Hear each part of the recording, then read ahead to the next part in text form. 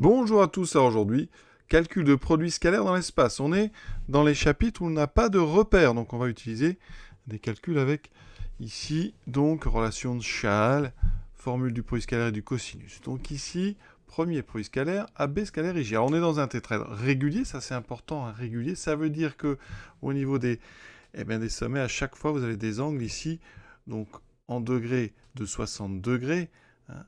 D'accord. Donc ici, on a partout 60 degrés, c'est-à-dire pi sur 3. Et on aura besoin ici de cosinus, donc 60 degrés, qui est le cosinus de pi sur 3. Et cosinus pi sur 3, c'est 1 demi. AB scalaire et J. Alors I, c'est le mieux de BC. J, c'est le mieux de DC. Donc on va se placer dans le triangle DCB.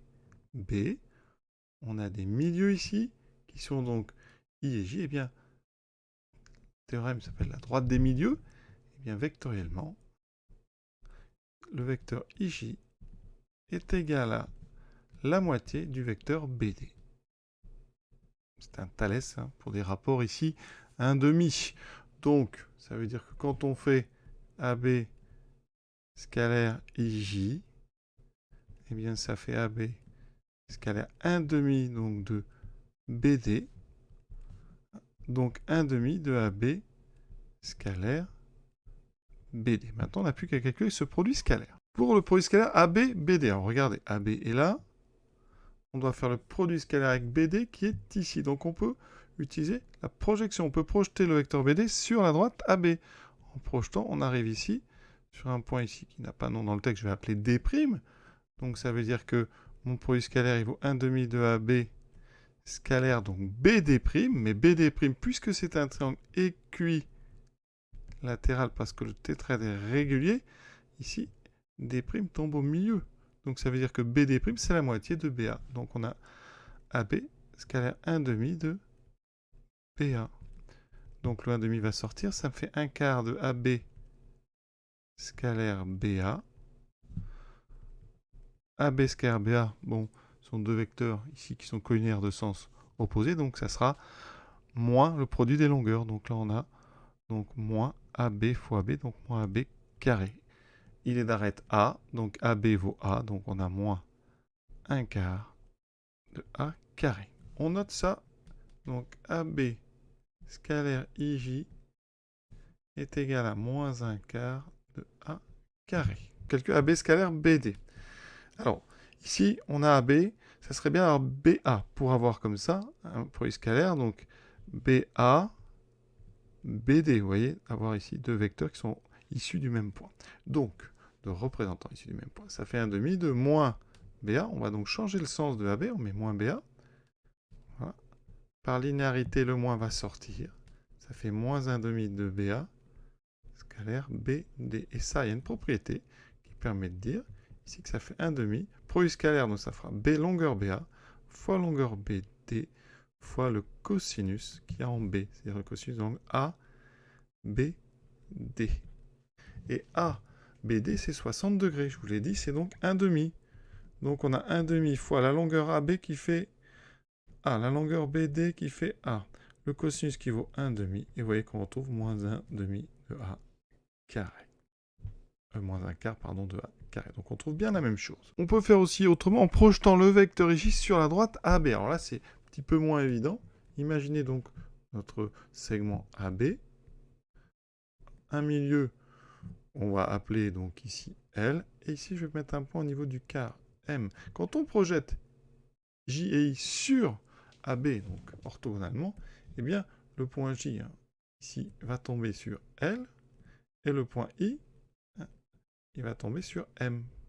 Parce qu'on a une tétraèdre régulier qui est parfaitement symétrique. C'est un peu plus difficile à expliquer, mais ça veut dire que votre produit scalaire AB IJ, en projetant votre vecteur IJ, il sera égal au produit scalaire AB.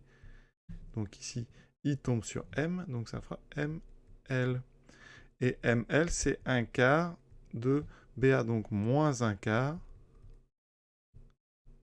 de AB. Ça ça veut dire qu'on a moins un quart qui va devant. On aura AB scalaire AB et on aura donc moins un quart de A carré. C'est un peu plus rapide, mais il faut le voir, cette projection. Alors, on peut le faire ici parce que c'est un tétraèdre régulier. Pour AB scalaire JK, on va faire exactement la même chose, hein, en utilisant un autre triangle. On est sur le triangle avec donc J et K, c'est donc le triangle B, C, D ici. On va utiliser droite des milieux, la droite donc JK. Eh bien, on sait que JK, ça sera la moitié, donc 1/2, du vecteur, donc CB. D'accord? Donc on a 1/2 de AB scalaire CB. Alors là, les deux finissent par B. On va donc changer le sens des deux vecteurs. Donc on a moins BA scalaire moins BC. Les deux moins vont sortir et s'annuler. Il me reste 1/2 de BA BC. Et BA BC, on sait le calculer, hein, puisqu'on connaît l'angle qui est en B. Ça fait donc 1/2 de longueur BA fois longueur BC fois le cosinus de l'angle ABC. D'accord? On fait un petit dessin en général quand on fait ça. On représente ici BA, BC, et l'angle ici est en B. Et on a, nous, 60 degrés. Donc c'est un cosinus qui vaut 1/2. Il me reste 1/4, donc de la longueur BA qui vaut à la longueur BC qui vaut donc 1/4 de A carré. Troisième question, en déduire AB scalaire IK. Alors on vient de faire AB scalaire J, AB scalaire JK. Donc si vous remarquez, en fait, AB scalaire IK, on peut fabriquer IK avec IJ plus JK, c'est échelle. Donc ça fait AB scalaire IJ plus JK. On sépare en deux, hein, distributivité, AB scalaire IJ plus AB scalaire JK. On a trouvé moins 1/4 de A carré, plus 1/4 de A carré, et donc ça fait 0. Donc on vient de trouver que AB scalaire IK était égal à 0. Et donc, c'est pas demandé, mais ça veut dire que les vecteurs AB et IK sont orthogonaux. Donc à la droite AB et la droite IK sont orthogonales. Alors ça met aussi finalement en évidence quelque chose, hein. La droite des milieux, hein, dans le triangle, donc avec I et K, hein, c'est donc dans le triangle DBC, nous dit que eh bien, le vecteur IK, hein, eh bien, c'est la moitié du vecteur CD. D'accord? C'est toujours ce même théorème, droite des milieux. Ça veut dire qu'ici, la droite IK, elle est donc parallèle à CD. D'accord?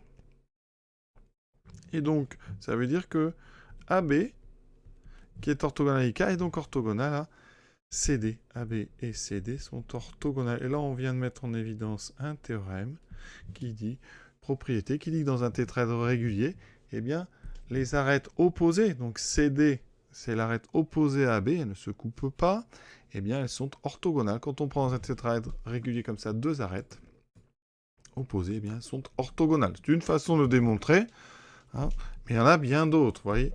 Donc, exercice terminé. Je vous souhaite une bonne fin de journée à tous et à bientôt.